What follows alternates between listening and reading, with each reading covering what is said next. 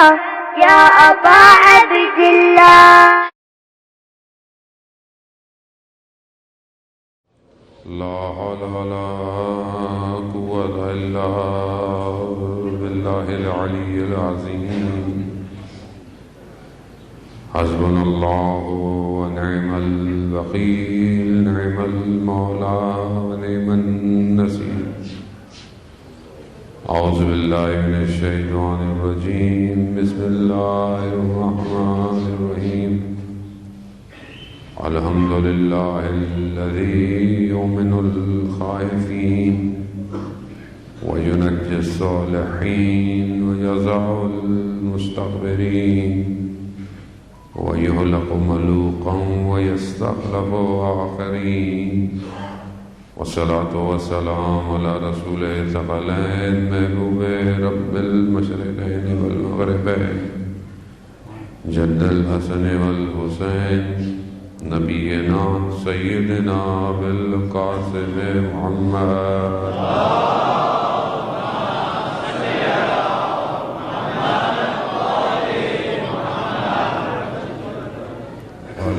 وعلى آله الطيبين الطاهرين المعصومين، لا سيما بقية الله في الأرضين روحي وأرواحنا لتراب مقدم الفداء. ولعنة الله على أعدائهم أجمعين. بسم الله الرحمن الرحيم. رب اشرح لي صدري ويسر لي أمري واحلل عقدة من لساني يفقهوا قولي. أما بعد فقد قال الله تبارك وتعالى في كتاب الحكيم والقرآن المجيد: وما خلقت الجن والإنس إلا ليعبدون. صدق محمد.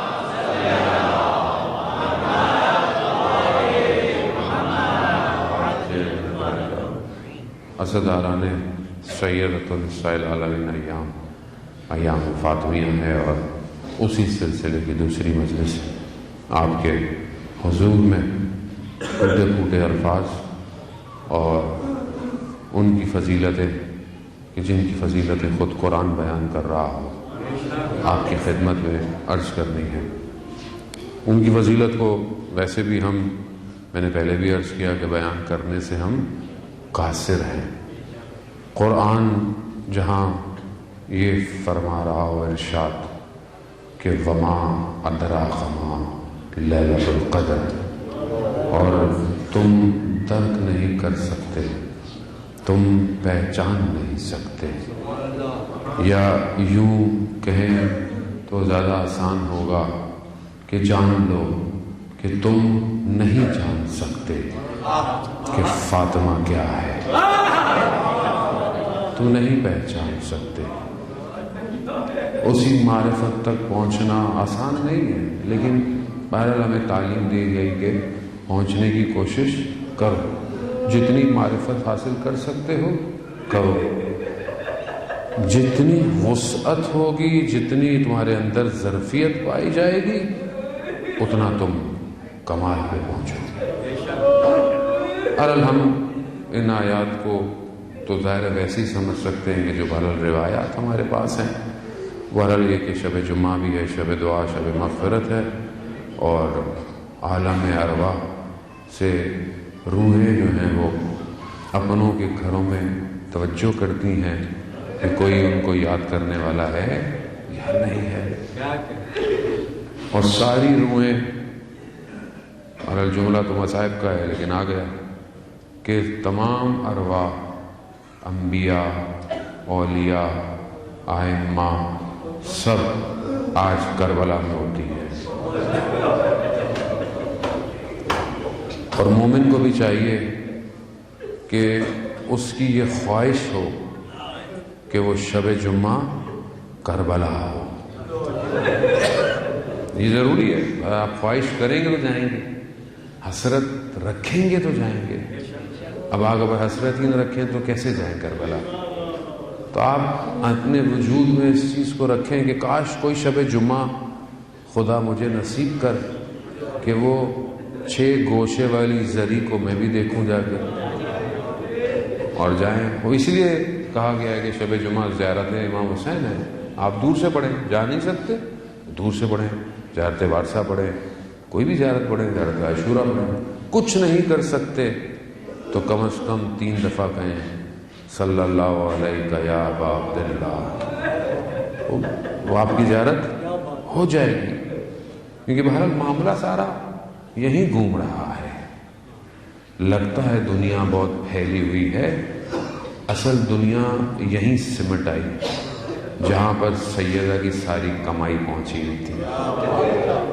یہی اصل زندگی ہے. بہرحال ہمیں انہیں سے سبق حاصل کرنا ہے, درس لینا ہے, اور اپنی زندگی کو ترسیم کرنا ہے کہ آیا یہ زندگی ویسی ہے جیسی یہ چاہتے ہیں یا نہیں چاہتے.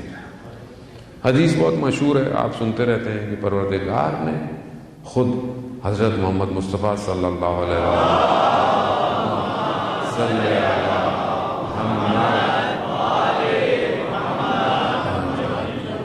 خود رسول خدا ظاہر ہے, وہ رسول کے جو کوئی بات اپنی مرضی سے نہیں فرماتے.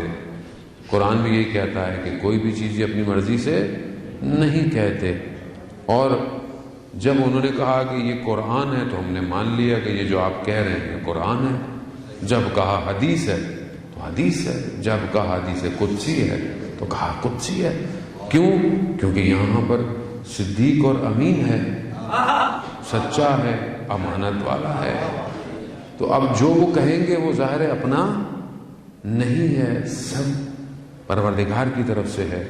وہیں پر وہ فرما رہے ہیں کہ جس نے فاطمہ کو راضی کیا اس نے اللہ کو راضی کیا, اور جس سے فاطمہ غضبناک ہوئی اس سے اللہ غضبناک ہوا.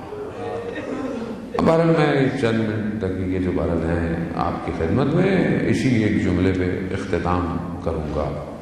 ہمیں یہ دیکھنا ہے کہ کیا بی بی ہم سے راضی ہیں یا نہیں ہے. جب ہم یہ حدیث بیان کرتے ہیں تو ہمارے ذہن میں صرف تاریخ کا وہ ایک واقعہ آ جاتا ہے اور ہم گزر جاتے ہیں. یقیناً حقیقت تو وہیں چھپی ہوئی ہے سب کچھ, لیکن ہمارے لیے بھی تو ہے کہ کیا خاتون کائنات ہم سے راضی ہیں یا نہیں ہیں. یہاں ہمیں اپنی زندگی میں دیکھنا ہے. ہم اپنی زندگی میں, اپنے زندگی گزارنے میں, اپنی فیملی لائف میں, اپنی آفیشل لائف میں, اسٹوڈنٹ لائف میں, ان سب میں کیا بیوی کو راضی کر رہے ہیں یا نہیں کر رہے ہیں. یہی اصل امتحان ہے. اگر راضی کیا تو پھر امام تک پہنچیں گے, کیونکہ جس نے بیوی کو راضی نہیں کیا وہ امام تک نہیں پہنچ سکتا. امام تک جانے کا دروازہ یہی ہے, یہی در ہے. اسی لیے 11ویں امام, امام حسن عسکری علیہ السلام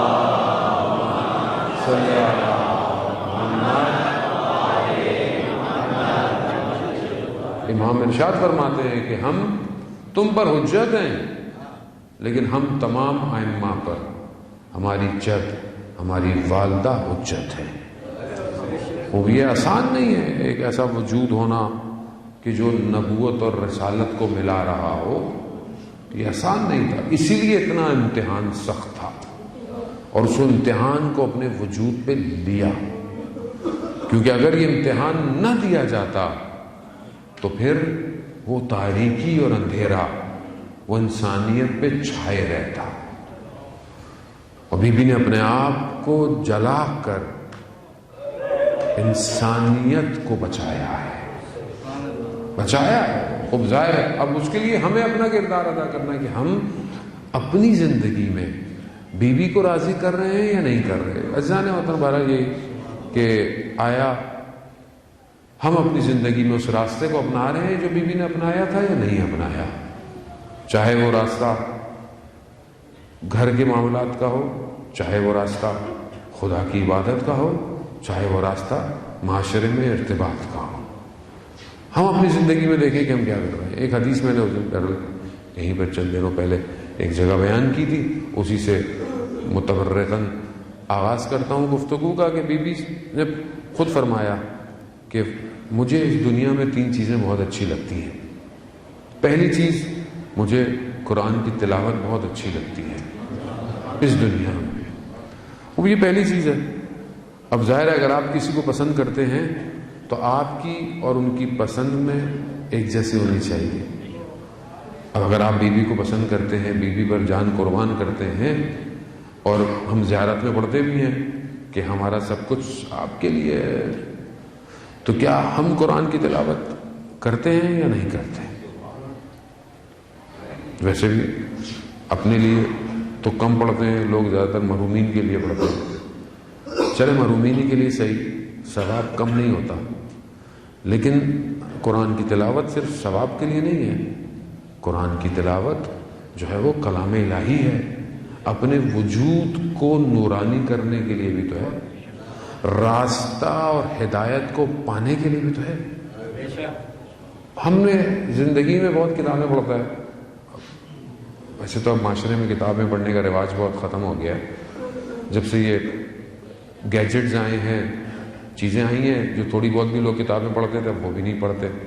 پی ڈی ایف ایپلیکیشن، چلیں اچھی بات ہے اگر پڑھتے ہیں تو، لیکن پھر بھی اگر آپ تھوڑی بہت زندگی میں دیکھیں تو انسان آن ایوریج کتنی کتاب پڑھتا ہوگا؟ آپ اپنی زندگی میں خود، ہر آدمی اپنے ذمہ دار ہے، آپ اپنی زندگی میں خود لگائیں، مہینوں میں کتنی کتابیں پڑھتے ہیں؟ اب کتاب تو زیادہ ہوئی مولانا، صفحے پوچھ لیں تو شاید بتا دیں کتنے صفحے پڑھتے ہیں۔ تو آپ خود دیکھیں کہ وہ معاشرہ جو کتاب نہ پڑھتا ہو، وہ معاشرہ کیسی ترقی کرے گا؟ جس معاشرے میں کتاب کے ورق نہ پلٹائے جائیں، جہاں کتابیں چھاپنے والی جو پریس ہوں وہ بند ہو جائیں، تو معاشرہ کہاں جائے گا؟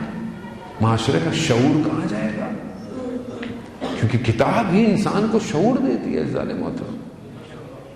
کتاب انسان کو، چاہے کتاب کوئی بھی ہو، دنیاوی نالج کی ہو، ہسٹری کی ہو، جو بھی ہو، کتنا پڑھتا ہے آدمی؟ میں جوانوں کو کہہ رہا ہوں، یار بزرگ تو نہیں کہہ سکتا کسی کو، جوانوں کو کہہ رہا ہوں، آج کل چاہتے ہیں کامیابی کی طرف تو کتاب دوستی کریں۔ جو لوگ بہرحال باہر ٹریول کرتے رہتے ہیں وہ اس بات سے شاہد ہوں گے، ہم ظاہری طور پر دیکھتے ہیں جو قومیں ترقی کر گئیں ظاہری طور پر بھی صحیح چلے، لیکن آپ باہر ٹریول کر کے دیکھیں، میں نے جہاں بھی جاتا ہوں میں نے دیکھا ہے لوگ ٹرین میں بیٹھے ہوتے ہیں، میٹرو میں بیٹھے ہوتے ہیں، بس میں بیٹھے ہوتے ہیں، جہاز میں بیٹھے ہوتے ہیں، ہاتھ میں کتاب ہوتی ہے، چاہے 5 منٹ بعد اگلا اسٹیشن آ جائے کتاب پڑھتے ہیں، بک مارک رکھتے ہیں، بند کر دیتے ہیں، وقت کو ضائع نہیں کرتے، کتاب پڑھتے ہیں۔ ہم کتنی کتابیں پڑھتے ہیں؟ اور چلیں دوسری کتابیں چھوڑ دیں، دین کے لیے، عقائد کی، اخلاق کی، سیرہ اہل بیت کی کتنی کتاب ہم پڑھتے ہیں؟ کتنی کتابیں ہم نے پڑھی؟ یعنی بی بی کی سیرت پہ ہم نے کتنی کتابیں پڑھی آج تک؟ اور پھر ہم یہ کہیں کہ بی بی ہم سے راضی ہوں، جب میرے پاس اتنا وقت ہی نہیں ہے کہ میں ان کی زندگی کے بارے میں کچھ پڑھوں۔ سوال ہے، سوال کا نشان ہے۔ دوسری چیز، اچھا یہی وجہ ہوتی ہے جب آپ کتابیں نہیں پڑھیں گے، معاشرہ جب پڑھا لکھا نہیں ہوگا تو ادھر بیٹھنے والا بھی میرے جیسا جاہل ہی آئے گا، ظاہر ہے جب آپ کچھ نہیں پڑھیں گے تو میں بولے ان کو تو کچھ بھی نہیں آتا، چلو بھائی کچھ بھی ان کو سنا دو، یہ تو واہ کر کے گھر چلے جائیں گے، ان کا کیا ہے۔ لیکن جب معاشرہ پڑھا لکھا ہو تو استاد بھی تیاری کر کے آتا ہے، جب اسٹوڈنٹ اپنا سبجیکٹ پری مطالعہ کر کے آئے تو پھر استاد محنت کر کے آتا ہے۔ لیکن بہرحال یہ دروازہ ایسا ہے، کیا کریں، بہرحال یہاں جو بھی آتا ہے خالی تو کوئی بھی نہیں جائے گا، مل تو جائے گا۔ وہ مشہور واقعہ نجف کا کہ ایک طالب علم مولا کی زری کو گڑ گڑا کے مولا کچھ عطا کر دیں، مولا کچھ دے دیں، بہت گریہ کیا تو امام نے بہرحال آ گئے، اس کو کہا بسم اللہ پڑھو، بسم اللہ پڑھی، اور اتنا علم آ گیا کہ دوسرے دن اپنے کلاس میں جب گیا درس پہ تو استاد سے پہلے پہنچ گیا، تو استاد کی کرسی پہ بیٹھ گیا اور شروع ہو گیا درس دینا۔ اب اتنا درس دینے لگا کہ اس نے بولا ہی، تو ایسے میں استاد آ گیا تو استاد نے اس کے کان میں جا کے کہا کہ جس نے تمہیں بسم اللہ پڑھائی ہے اس نے مجھے پوری الحمد پڑھائی ہے۔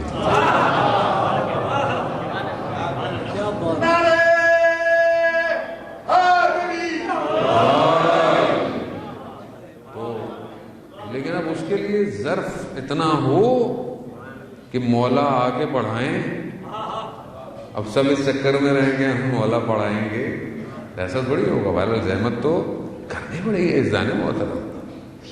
اب یہ ہے کہ بیوی کو قرآن کی تلاوت بہت اچھی لگتی ہے، اب ہم قرآن پہلی بات تو پڑھیں، اچھا پڑھیں، دوسری جو سب سے امپورٹنٹ بات ہے کہ قرآن کی تفسیر پڑھیں۔ کتنی تفسیریں ہمارے گھروں میں ہیں، کیا ہمیں سب آتا ہے؟ خدا کو قیامت میں تو کیا کہوں، میں تو خود شرمندہ ہوں، میں آپ کو کیا کہوں، لیکن اپنی شرمندگی کا مطلب نہیں کہ میں حق بات نہ کھاؤں، جو حق ہے وہ ہے۔ قیامت والے دن قرآن گلہ کرے گا، شکوہ کرے گا کہ ایک ہی ایسی کتاب تھی جو جاویداں معجزہ تھی، مستحکم کتاب، محکم کتاب، کوئی تبدیلی نہیں جس کے اندر، وہ کتنی پڑھی میں نے، وہ کتنی تفسیریں پڑھی، کتنی آسان ہو گیا اب تو اردو میں بھی پرنٹ ہے، موبائل میں بھی ہے، سب کچھ ہے، ایک ہی ایپلیکیشن کئی تفسیروں کے ساتھ ہے، کتنی دیر لگتی ہے؟ اگر آپ روز ایک آیت اس کی تفسیر، نیچے اس کے کتنے 2-3 حدیثیں ہیں۔ یہ مجھے اپنے لیے نہیں کہہ رہا، اپنے لیے تو یہ میرے لیے تو سخت ہو جائے گا، اگر آپ سب نے پڑھنا شروع کر دیا تو مجھے بڑی محنت کر کے آنی پڑ جائے گی، لیکن حقیقت یہی ہے عزیزان محترم، معاشرہ اکیلے فرد کے کمال کے پہنچنے سے کمال پہ نہیں پہنچتا، پورے معاشرے کو کمال پہ پہنچنا پڑتا ہے۔ جب آپ قرآن اپنے وجود میں اتاریں گے تو ناطق قرآن سمجھ میں آئے گا۔ آج امام نہیں ہے، آج امام ظاہر میں نہیں ہے، ہمارے امام غیبت کے پردے میں ہے، کوئی امام کیا ہے؟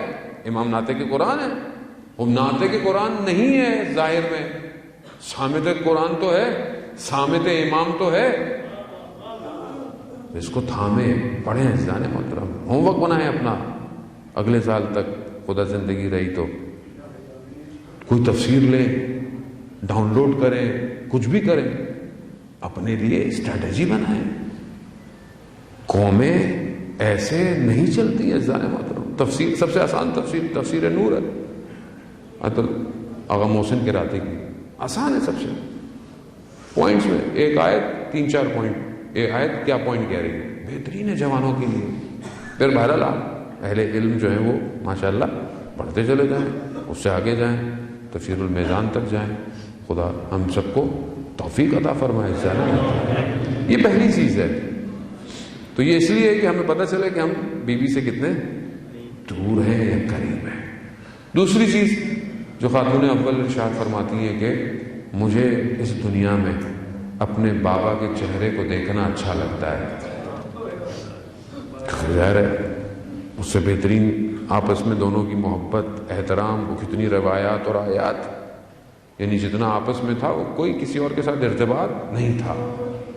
اب ہمارے لیے کہ ہم تو ظاہر ہے اس دور میں نہیں ہے کہ ہم رسول خدا کے چہرے کو دیکھیں، لیکن ہم رسول خدا نے جو فرمایا ہے اپنی زندگی میں اگر عمل کریں تو ہم رسول تک پہنچ سکتے ہیں۔ اب رسول نے تو پورا اسلام ہی دیا ہے، بچہ تو کچھ بھی نہیں ہے کہیں سے، تو اب آپ کو کہیں سے بھی عمل کریں تو آپ رسول کی بات مان رہے ہیں۔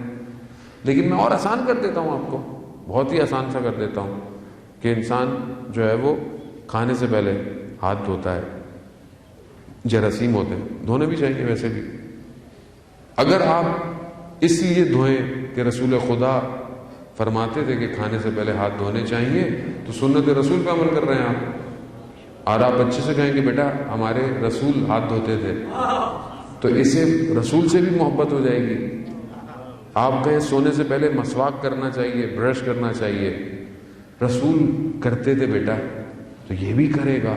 یعنی ہر وہ چھوٹے چھوٹے کام جو کہ سنت اور آداب ہیں وہ سب رسول نے سکھائے ہیں۔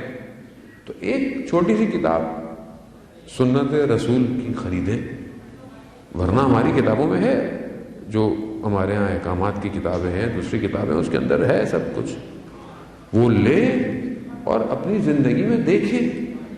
یہی چھوٹی چھوٹی چیزیں زندگی میں مسنگ ہیں، جس کی وجہ سے ہم سمجھتے ہیں ہماری زندگی میں پریشانیاں، گرفتاریاں، کہ آپ اپنے آپ کو جوڑیں ان سے۔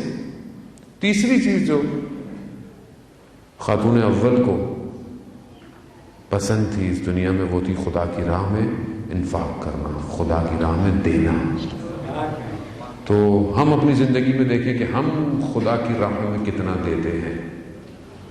اب یہ مظہر بندگی ہے حضرت سیدہ، یعنی زندگی کے ہر زاویے سے اس سے بہتر بندہ خدا اس وقت نہیں ہے۔ ظاہر ہے امام تو اپنی جگہ امام ہے، رسول اپنی جگہ رسول ہے، لیکن ایک اس مقام پہ پہنچ جانا کہ رسول خدا فرماتے ہوں فدا ابوہا، یعنی باپ آپ پر فدا ہو، یعنی باپ کا فدا ہونا یعنی سارے انبیاء کا فدا ہو جانا، اور خاتم الانبیاء ہے، اپنے وجود میں اتنا کچھ ہے کہ ہماری زندگی اگر ذرا سا بھی ان کے قریب آئے ذہن محترم درک کر سکتے ہیں کہ یہ کیا ہے۔ یہی راز ہے کائنات کا، یہی کائنات کا راز ہے۔ کائنات انہی کے وجود کے گرد گھوم رہی ہے۔ ہم اس بات کو اگر ذرا سا محسوس کر جائیں تو سمجھ میں آئے گا۔ جو لوگ متصل ہوئے ہیں ان سے انہیں پتا ہے کہ راز کیا ہے۔ 8 سال کی عراق ایران کی جو وار تھی، اس میں جتنے بھی راوی ہیں بیان کرتے ہیں کہ ہمارے جتنے بھی بڑے آپریشنز تھے ان سب کا کوڈ ورڈ جو تھا وہ یا زہرا تھا۔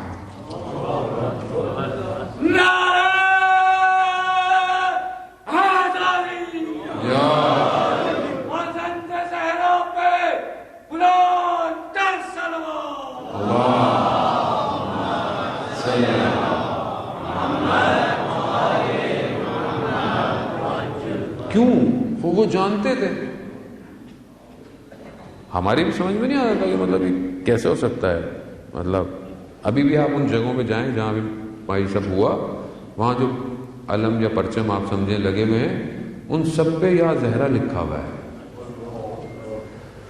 کیونکہ وہ جان گئے تھے کہ راز یہی ہے کامیابی کا۔ شہید برونسی کی جو اس کا نام عبداللہ تھا، مشہد کا رہنے والا، وہ اتنا اسٹرانگ تھا کہ اس کے سر کی قیمت تھی اس زمانے میں صدام نے لگائی ہوئی تھی، ریڈیو میں اس کے سر کی قیمت تھی کہ اس کو جو لائے گا اس کو انعام ملے گا۔ کیوں؟ کیونکہ جہاں آپریشن پھنستا تھا وہاں اس کی بریگیڈ کو بلاتے تھے اور وہ سب توڑتا ہوا نکل جاتا تھا۔ ایک جگہ رات چاروں طرف پہاڑ ہے، پھنس گئے، نکلنا بھی ہے، لیکن جہاں ذرا سی موومنٹ کرتے ہیں اندھیرا ہے، نہ جانے کہاں سے جو ہے وہ فائرنگ شروع ہو جاتی ہے۔ اب اندھیرے میں جج کرنا بھی مشکل نہیں ہے کہ دشمن کس زاویے پہ بیٹھا ہوا ہے، زاویہ پتا ہو، اینگل پتا ہو تو آپ ایڈجسٹ کر کے چلا گئے، پھنسے ہوئے ہیں۔ شہید برونسی کو بلایا گیا، اس نے بولا مجھے تھوڑا سا وقت دے، یہ خلوت میں گیا نہیں، تھوڑی دیر بعد آ کر اس نے ڈیجٹ دیے، نومیرک۔ وہ ڈیجٹ کیا تھے؟ وہ ڈیجٹ اس جگہ کا زاویہ تھا، اینگل تھا۔ انہوں نے اسی زاویے پہ رکھ کر شروع ہو گئے، تھوڑی دیر میں دیکھا کہ دوسری طرف خاموشی ہو گئی، دیکھا تو دشمن کہ بالکل جہاں دشمن تھا وہیں جا کر تیر نشانے میں لگ رہے تھے. اس سے پوچھا کہ تمہیں کس نے دے دیا یہ ایگزیکٹ؟ کہا میں تو بی بی کی بارگاہ میں متصل تھا, خدا کی بارگاہ میں سجدہ کیے ہوئے تھا. جیسے ہی میں نے سجدے سے سر اٹھایا زمین پہ یہ ڈیجٹ لکھے ہوئے تھے, کائنات کا راز. وہ ظاہر ہے یہ جو لڑ رہے تھے یہ کوئی زمین کے ٹکڑے کے لیے تھوڑی لڑ رہے تھے, یہ بیوی کے فرزند کے لیے لڑ رہے تھے. انہوں نے اپنی شرٹوں کے پیچھے لکھا ہوا تھا یا شہادت یا زیارت, بس تیسرا آپشن کوئی نہیں ہے زندگی کا. ظاہر ہے اسی کے آنے والے فرزند کے لیے یہ سب زمینہ فراہم ہو رہا ہے. راز یہی ہے. ابھی جو لوگ گھبراتے ہیں زندگی میں, اگر آپ ان لوگوں کے چہروں پہ دیکھیں ذرا تو یہ کتنا مسکرا رہے ہوتے ہیں. انہیں کوئی خوف ہی نہیں ہے کیونکہ ان کے پاس راز ہے. راز ہے. دنیا ڈرتی ہے امریکہ سے, اس سے, اس سے, یہ کر لے گا, وہ کر لے گا. کیا کر لے گا, کیا کرے, مار دے گا. ہم مرتے تھوڑی ہیں کوئی. ہمیں جتنا مارو گے ہم تو اتنے زندہ ہوتے ہیں. ہمارے یہاں مرتا کوئی نہیں ہے. ہمارے یہاں دنیا ہدف تھوڑی ہے. ہمارے یہاں ہدف تو وہ وادی ہے جس وادی میں ہمارے امام کی حکومت ہے. اس وادی تک جانے کے لیے جس کو راز پتہ چل گیا تو مسکرا رہا ہے. وہ تو انتظار کر رہا ہے کب آئے گی, کب کچھ آئے کہ میں بھی قبول ہو جاؤں. وہ ظاہر ہے اس کے لیے بدن سے باہر, لیکن کیونکہ بدن میں پھنسے ہوئے ہیں دنیا کی محبتیں, اولاد کی محبتیں, مال کی محبتیں, ڈیزگنیشن کی محبتیں, رتبوں کی محبتیں, شہرت. ظاہر ہے کہاں نکلوں گا میں, کیسے نکلوں گا. یہ گرفتاریاں مجھے تھوڑی اٹھنے دیں گی. لیکن اگر سمجھ میں آ جائے کہ یہ جو مجھے دنیا میں اچھا لگ رہا ہے یہ کچھ نہیں ہے, ہاں اس کے بدلے میں تمہیں بہت کچھ ملے گا, تم چھوڑو تو صحیح اس کو. مگر جنہوں نے چھوڑا ان کو کچھ کم ملا. جن کو آج ہم سلام کرتے ہیں ہر نماز کے بعد, امام کے ساتھ جتنے بھی تھے, اگر یہ امام کے ساتھ نہ ہوتے تو کوئی سلام کرتا ہے نا. اگر یہ واپس چلے جاتے خدا نہ خواستہ, یا جو نہیں آئے اور جو آ گئے وہ ہمیشہ کے لیے زندہ ہے, ہمیشہ کے لیے زندہ. بلکہ راستہ بتا رہے ہیں, راستہ, راز یہی ہے. میں آپ کو ایک جملے تک لانا تھا کہ بس میں پہنچ جاؤں کس طرح. ویسے بھی مجھے بہت زیادہ پڑھنا تو نہیں آتا, چھوٹی چھوٹی سی باتیں کرتا ہوں, شاید سمجھ میں آ جائے مجھے خود کو, اس لیے میں آپ کو بار بار کہتا ہوں. راز یہی ہے. ملا حسین کلی ہمدانی بیان فرماتے ہیں کہ کیسے یہ لیلۃ القدر ہے, کہ قرآن کہہ رہا ہے کہ بسم اللہ الرحمن الرحیم انا انزلناہ فی لیلۃ القدر وما ادراک ما لیلۃ القدر. چھٹے امام سے روایت ہے کہ مولا لیلۃ القدر کیا ہے. امام فرماتے ہیں لیلۃ القدر, لیلا یعنی فاطمہ. اب لیلۃ القدر تو وہ ہے نا جو 1000 مہینوں سے افضل ہے. یعنی کیا, یعنی آپ نے اس رات کو اگر درک کر لیا, ہزاروں مہینوں کا سفر آپ کو طے کرائے گی ایک رات. وہ بھی اس رات کا لمحہ, پوری رات کو تو درک بھی کوئی نہیں کر پاتا. اگر لمحہ درک کر لیا کتنے ہو گئے, اگر آپ 1000 مہینوں کو کیلکولیٹ کریں 80-82 سال کی عمر, جو یعنی ایک لمحہ رات کا 80-82 سال کا سفر طے کرا لے گا. کہا یہ سیدہ ہے جنہوں نے انہیں درک کر لیا, ہزاروں مہینوں کے سفر کو طے کر لیا. ملا حسین کنگلی ہمدانی بیان کرتے ہیں اس کی تفسیر کیسے. کہا کہ کربلا کے مقام سے پہلے کہ جب امام حسین روکا گیا اور پھر جانے لگے تو ایک شخص نے امام کے سواری کو پکڑ لیا. امام نے کہا کہ تیری ماں تیری عزا میں بیٹھے. سامنے والے نے کہا کہ آپ کی ماں کا رتبہ ایسا ہے کہ میں یہ کہہ نہیں سکتا. بس یہ ایک احترام شب عاشورہ حر اپنے آپ کو جہنم اور جنت کے درمیان دیکھ رہا ہے. جنت اور جہنم کے درمیان وہ ایک احترام حر کو 1000 مہینوں نہیں 1000 سال کا سفر کرا گیا. 1000 کتنے سال ہو گئے آج؟ 1400 سال. آج حر علیہ السلام کیوں لیلۃ القدر ترک کر لیا حر نے. تھوڑی دیر ہی صحیح بس ترک کیا, نکل آیا. ایسا نکلا کہ آج تک آپ جائیں حضرت حر کے مقبرے پر مانگیں, آپ کو جو مانگیں آپ کو ملے گا. اتنی پرواز دی ہے حضرت حر کو. کم نہیں کیا, وہ رومال امام حسین نے اپنی والدہ کا حر کے ماتھے پر باندھا. خوب یہ نصیب کی بات ہے جناب محترم. آج اگر ہم اپنی زندگی میں ان خاتون کو ذرا سا درک کر لیں, کوشش کر لیں, معرفت حاصل کریں, آپ یقین کریں, تبھی تو ہلا نہیں پاتا معاملہ.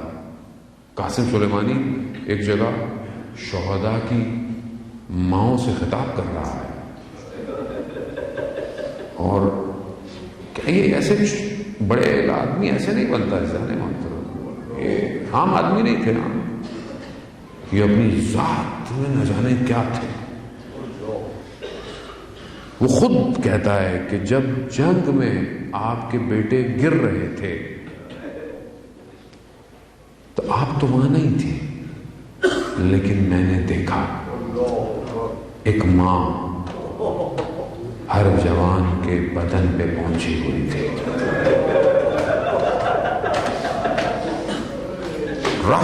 راز یہی ہے, یہ پہنچ گئے کہ راز یہی ہے کائنات کا. اگر ہمیں پتہ چل جائے تو کائنات آپ کے پاس, بس مانگنے کا طریقہ آ جائے اس در سے تو آپ دیکھیں آپ کو کیا ہوتا ہے. ظاہر ہے, لیکن میں جب خود پھنسا ہوا ہوں, مشکلات میں گھرا ہوا ہوں, تو میں کیسے پہنچوں ان کے پاس. میں جانا چاہتا ہوں لیکن پھنس جاتا ہوں, پھر نکلنا چاہتا ہوں پھر رک جاتا ہوں. ہم اپنے آپ کو اچھا کریں, جانے والے اپنے نفس کو اس قابل کریں کہ ان تک پہنچ پائے, اور اگر نہیں پہنچ پائیں گے تو نفس کہیں نہ کہیں ہمیں ان سے دور کر دے گا. اور یہ جو ہم تاریخ میں پڑھتے ہیں اور سنتے ہیں, آسان ہوتا ہے کہ فلانا شخص ان کی معرفت نہیں حاصل کر پایا, رہ گیا. کتنے لوگ مدینہ میں رہ گئے, کتنے لوگ کربلا کے راستے پر رہ گئے, ان کو پہچان نہیں پائے.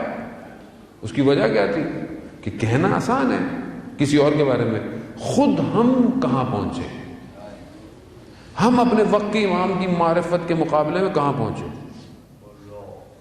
جب ہم جانتے ہیں کہ قرآن یہ ارشاد فرما رہا ہے کہ ہم سب کچھ اپنے وارث کو پلٹائیں گے, یہ زمین اس کے وارث کو پلٹا دی جائے گی. سب کچھ وارث کون ہے؟ حجت خدا ہے. لیکن کیا یہ جو یقین ہے یہ وجود میں ہے یا نہیں ہے؟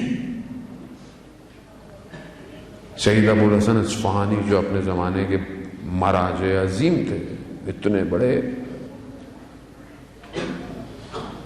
کہ ایک شخص آیا مکہ سے ان کے پاس, عالم دین تھے,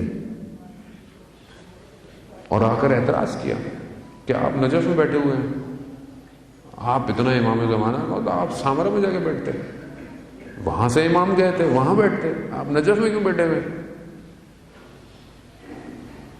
تو خط پڑے ہوئے تھے بہت سارے، اس نے کہا ان خطوں کو دیکھو، پلٹاؤ دیکھو، تو اس نے دیکھا کہ امام زمانہ کا خط تھا، کہا کھولو،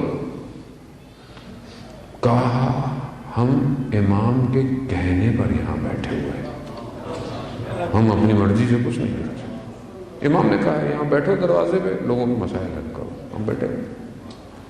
اب یہ اس قابل انسان اس سے زیادہ ان کی بہرحال کئی عالم دین بیان کرتے ہیں کہ ہمیں بہت وظیفہ کیا امام تک پہنچنے کا، پہنچ بھی گئے، امام تک پہنچے، امام کو دیکھا، کچھ سوالات تھے جو امام سے کرنے، جیسے امام کو دیکھا سوال بھول گئے، امام کو دیکھ کے کہاں کو بات یاد رہتی ہے، بھول گئے، اور بس سلام کیا، باہر نکلے، باہر جیسے ہی نکلے سوال یاد آ گیا، تو کہا دوبارہ جاتا ہوں، امام جانے دیں گے، دوبارہ دروازہ گیا تو خادم جو تھا جس نے پہلے کھولا اس نے کہا کہ امام سے ملنا ہے، کہا امام تو نہیں ہے، کہا کیسی باتیں کرے، ابھی تو امام تھے، میں کہہ رہا نہیں ہے، تو ناراض ہوئے، اس نے بولا کہ میرے پہ کیوں ناراض ہو رہے ہو؟ کہہ رہے ہیں ہمیں تو نہ امام کے آنے کا پتہ چلتا ہے نہ جانے کا، ہم تو نوکر ہیں، دروازہ کھولنا ہوتا ہے ہمیں، امام نہیں ہے، ہاں امام کا ایک شاگرد بیٹھا ہوا ہے، چلو چلو، جیسے ہی کھولا اندر جا کے دیکھا تو سید ابو الحسن اصفہانی بیٹھے ہیں، اور جیسے امام بیٹھے ہوئے تو اسی طرح بیٹھے ہوئے، تو کہتے ہیں میں نے سوال کیا، سوال پوچھے، انہوں نے مجھے جواب دے دیا، میں نکلا، جب میں نجف کے قریب پہنچا میرے دل میں بڑا آیا کہ یہ پتہ نہیں جو شخص تھا ملتا جلتا تو سید ابو الحسن اصفہانی سے تھا کہ نہیں؟ اب دل کہہ رہا ہے کہ جاؤ گھر جا کے پوچھو، لیکن اب اندر سے کہہ رہا ہے نہیں وہ کیسے ہو سکتے ہیں، یہ کیسے ہو سکتے ہیں؟ دوسرے دن رہا نہیں گیا، چلے گئے، جیسے دروازے میں گئے تو انہوں نے پہلی خادم کو بول دیا تھا یہ آئے گا، آنے دینا اندر، جیسے ہی اندر آئے دیکھا ابو الحسن اصفہانی ویسے ہی بیٹھے ہوئے جیسے وہاں بیٹھے ہوئے تھے، پھر وہی سوال پوچھے تو انہوں نے کہا کہ میں نے پہلے جواب نہیں دیے تمہیں، یعنی اس مقام پہ کیسے پہنچ گئے؟ یقین، کون سا یقین؟ کہ اصفہان کے گاؤں میں رہنے والے تھے، کسان کے بیٹے تھے، فقیر سے تھے، کہا گھر والوں کو مجھے امام کی نوکری کرنی ہے، مجھے مدرسے میں بھیج دیں، باپ نے بولا ہمارے پاس تو بیٹا صحیح طرح کچھ کھانے پینے کو بھی نہیں ہے، کہا کوئی مجھے جانے، چلے گئے، ماں نے ایک دن کہا کہ بیٹا گیا ہے جاؤ اس کی حالت دیکھو کیا ہے، وہاں پہنچے، برف، مدرسے میں روشنی بھی نہیں، گرم کو کوئی انتظام بھی نہیں، بیٹے کی حالت دیکھی تو بیٹے کو شروع ہو گئے، بیٹا گاؤں میں کچھ لقمہ تو مل جاتا تھا، یہ تم کہاں گئے، چلو واپس، اب باپ کا حکم ہے، شریعت، آپ منع نہیں کر سکتے، باہر نکلے مدرسے میں، یہ صحن میں آئے، انہوں نے خدا کی بارگاہ میں گریہ کیا کہ پروردگار تو جانتا ہے مجھے یہ ساری سختیاں برداشت ہیں، لیکن مجھے اپنے امام کی نوکری کرنی ہے، یہ کہہ کے ابھی آئے تھے کہ مدرسے کا خادم آیا، کہا سید کوئی دروازے پر آپ سے ملنے آیا ہے، باہر پہنچے تو کوئی اور نہیں، وقت کا امام موجود ہے، امام نے کہا یہ کچھ چیزیں رکھو، تمہارے کمرے میں جو کتابیں ہیں ان کے پیچھے ایک شمع ہے، اس کو روشن کرو، روشنی بھی ہوگی، گرمی بھی ہو جائے گی، باقی چیزیں تمہیں کل پہنچ جائیں گی، ہاں اپنے والد سے کہنا کہ ہمارا صاحب زندہ ہے۔ جب جا کر دیکھا تو دونوں رونے لگ گئے، باپ اور بیٹے۔ عزیزان محترم، صاحب زندہ ہے، کیوں پریشان ہیں ہم لوگ، کیوں گرفتار ہیں، کیوں کمزور ہیں، کیوں ہمارے ارادے اتنے ضعیف ہیں، کیوں ہمارے پاس پلاننگ نہیں ہے، کیوں ہمارے پاس اسٹریٹجیز نہیں ہے؟ ہم کب تک اپنی باتوں کو منوانے کے لیے دھرنے ڈالیں گے؟ 2013 میں بھی دھرنا تھا, 2021 میں بھی دھرنا. یعنی ہم نے 8-9 سالوں میں اپنے آپ کو کچھ نہیں کیا. اس کا مطلب ہے کہ ہم یقین پہ نہیں ہیں. وہاں جہاں ولایت ہوتی ہے وہاں ولایت کی طاقت اتنی ہوتی ہے, سامنے کوئی ٹھہر نہیں پاتا. جب آپ جانتے ہیں کہ کائنات کا راز یہی ہے تو پھر ہم سے کوتاہی ہو رہی ہے. اپنی صفوں کو مضبوط کریں, اپنے اندر وجود کو مستحکم کریں. دنیا میں کیسے حکومت کریں گے ہم لوگ, کس طرح کریں گے ہم لوگ بغیر پلاننگ کے؟ خدا تو قرآن میں کہہ رہا ہے کہ اگر تم نے اپنے آپ کو تبدیل نہیں کیا اور نعمتوں کو کفارہ کیا, خدا کسی اور کو بھیج دے گا. خدا تو ایسی قوم لے کر آئے گا جسے خدا محبت کرتا ہو, خدا سے محبت کرتے ہو. ہم رہ جائیں گے پیچھے. افسوس اس کا ہے. اپنے آپ کو ان کے قریب کریں. یہ مجلس, یہ ماتم, یہ عزاداری صرف رونا تو ہمارے لیے حیات ہے. گریا انسان کو تواقی اور ابقی, انسان کے وجود کو پاک کرتی ہے. لیکن جب وجود پاک ہو جائے تو ذمہ داری بڑھ جاتی ہے. تبھی آپ آگے آتے ہیں, کیونکہ آپ گریا کریں گے, طاہر ہوں گے, طہارت ہی ان کے قریب آ سکتی ہے, نجاست ان کے قریب نہیں آ سکتی. گریا 8ویں امام فرماتے ہیں پاک کرتا ہے تمہیں. لیکن آگے بڑھو, صرف مظلومیت بیان نہیں کرو, شجاعت بھی تو بیان کرو. آگے بڑھو اور جا کر دیکھو بی بی سیدہ اتنی فضائل کے باوجود, اس عظمت کے باوجود اور ایک خاتون ہوتے ہوئے پیچھے نہیں ہٹی. بھائی خاتون تھی, خاتون اول تھی, ایک ہی رسول کی بیٹی تھی, کچھ بھی کہہ سکتی تھی. وہ عظیم ہستی جسے خدا کہہ رہا ہے خلقتنی من عظم, میں نے اپنی عظمت سے سیدہ کو پیدا کیا. عظمت مادر حسنین پہ پاواز قرآن کا سلوات.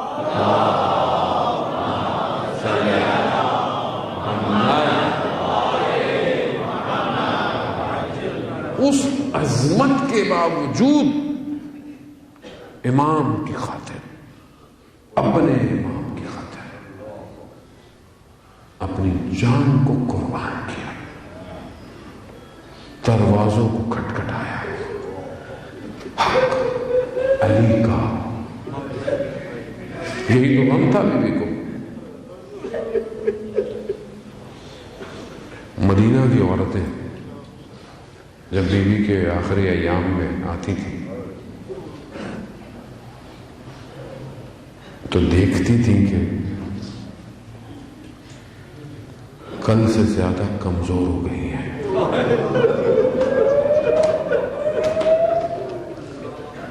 کل سے زیادہ ضعیف ہو گئی ہے.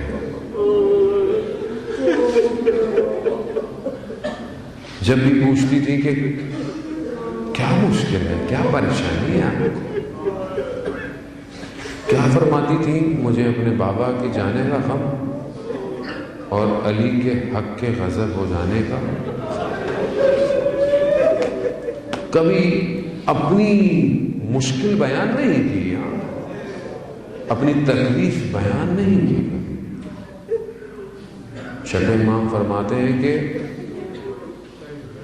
بدن ایسا ہو گیا تھا جیسے کوئی خیال ہوتا ہے, اتنا گل گیا.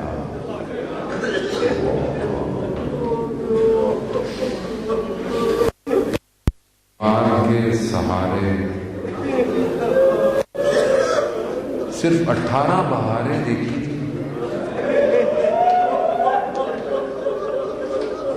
اور ضعیفہ ہو گئی.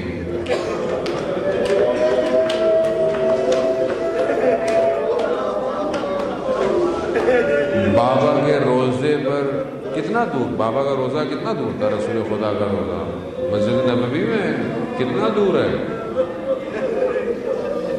مگر نہ جانے کتنی دفعہ بیٹھتی تھی، کون سی تکلیف تھی جو چلنے نہیں دیتی۔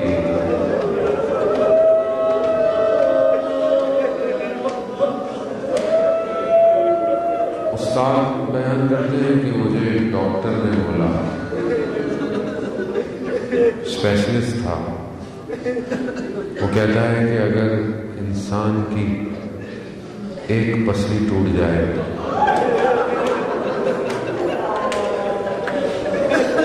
تو اسے سانس لینے میں بہت مشکل ہوتی ہے۔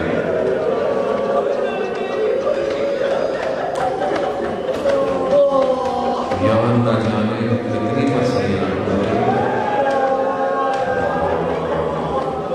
ہاں، شب جمعہ ہے اور شب خدا آپ کو اس کا اجر دے، خدا کوئی نہیں اجر، آپ کے اس گریہ کا اجر خود سیدہ دے۔ آئیے شب جمعہ اس کو گریہ کرے جس پر سیدہ گریہ کرتی ہے، بہت محنت سے پالا، چکیاں پیس کر پالا، یہ ساری کمائی کربلا پہنچ گئی۔ نہ جانے کس طرح ایک ماں اپنے بیٹے کی بدن، وہ آپ تصور کریں نا، اللہ پھر تصور کریں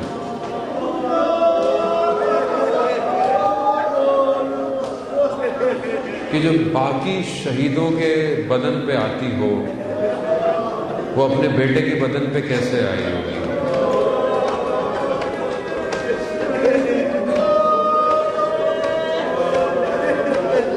کس طرح دیکھا ہوگا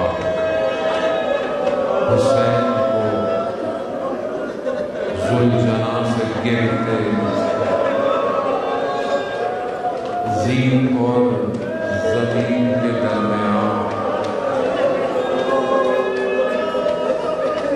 ظلم یہ تھا، مقاتل میں جو بیان ہوتا ہے، ظلم کیا تھا کہ جب امام گر گئے تو جس کے پاس تیر تھے،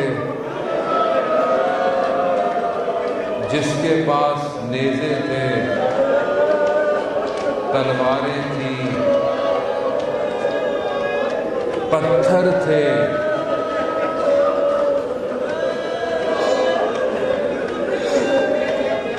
زہرا کی کمائی ہے، لٹ رہی ہے کربلا میں۔ جس کے پاس کچھ نہیں تھا اس نے اپنی ٹانگوں سے اہانت کی۔ اللہ اکبر، یا حسین، یا حسین، مولا زیارت نصیب کرے کربلا میں، آپ کے حرم میں گریہ کرے، آپ کے حرم میں ماتم کرے۔ ہاں نے محترم حسین، امام حسین کا غم آسان غم نہیں ہے۔ 8ویں امام فرماتے ہیں ہمارے جگ پر گریہ کر کر کے ہماری پلکوں پہ زخم آ گئے۔ اتنی بڑی مصیبت، اتنا گریہ، اتنا روئے، اللہ اکبر۔ مگر ظاہر میں کربلا میں بھی سیدہ کی ایک نشانی ایک اور ہے۔ کربلا کا ذکر ہو، حسین کا ذکر ہو، حسین کی بیٹی کا ذکر نہ ہو،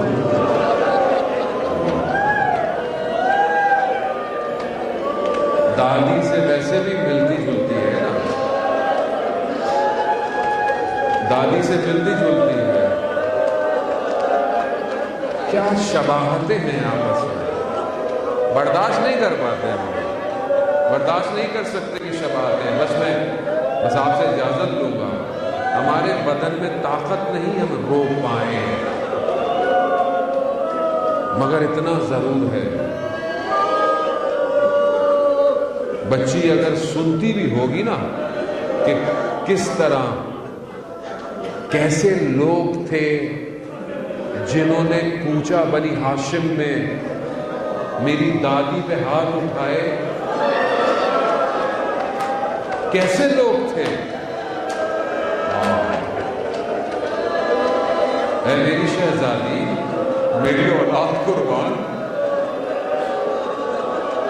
کربلا میں آپ نے دیکھا کیسے لوگ تھے کہ جب آپ اپنے بابا کے بدن پر تھی تو انہوں نے آپ کو پیار سے نہیں اٹھایا، انہوں نے آپ کو تماچوں سے اٹھایا. اللہ اکبر. یہی تو بچی محسوس کر رہی ہے کہ کیسے امتی تھے، کیسی امت تھی یہ. ہاں بس آپ نے گریہ کیا، التماس سے دعا، خدا آج کے اس گریے کے صدقے آپ کو کربلا کی زیارت نصیب فرمائے، خدا ہمیں جنت البقیع کی زیارت نصیب فرمائے. ہاں جب رات کی تاریکی میں زندان میں بچی بہت روئی نا، تو بچی نے بابا کا سر آ گیا، جب سر کو پکڑا، اتنے دنوں بعد بابا قریب آئے تھے، لیکن کس حالت میں آئے تھے؟ زلفوں پہ خاک ہے، چہرے پر زخموں کے نشان ہیں، ہونٹوں پہ تازہ نشان تھے.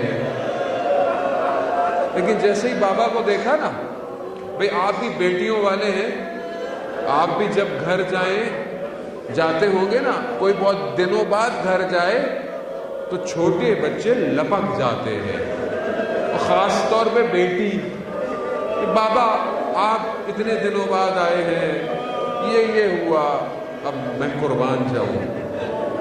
میری شہزادی، میری بیٹی قربان، میرے ماں باپ قربان.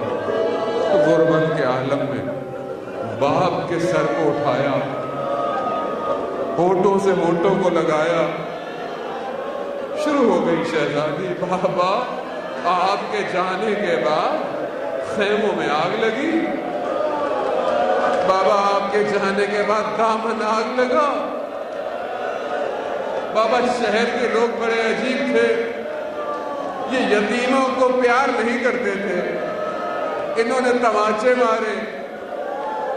بابا اگر یہ مجھے کہتے تو میں گوشوارے خود دے دیتی،